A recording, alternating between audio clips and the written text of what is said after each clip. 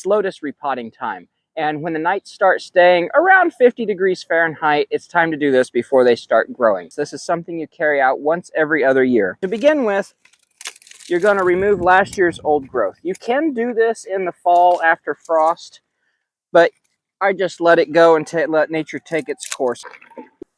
Reduce the weight a little bit further here by removing some of this mud. Now the tubers typically form in the very bottom of the pan and also around the outside edges.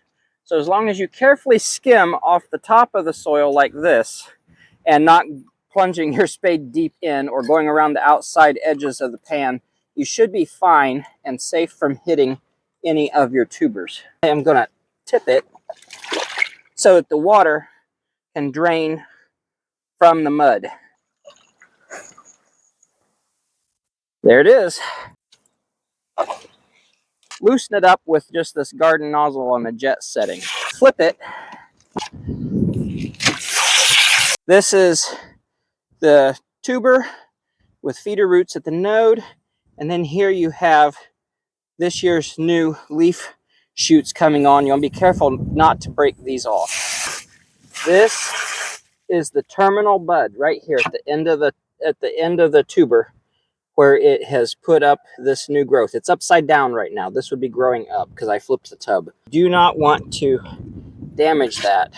That right there is crucial to preserve that part because it's the most important part of your lotus. I'm going to come back about an inch back behind this node and just slice that right there.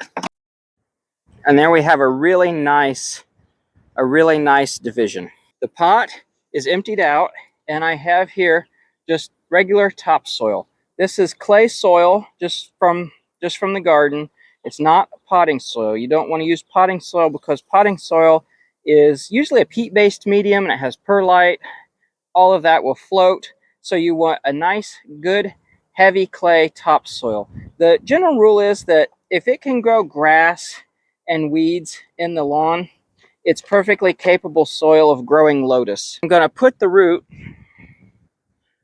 at the edge of the planting tub, the pot, because your growth tips are going to expand outward this way. I just weight it down with a rock.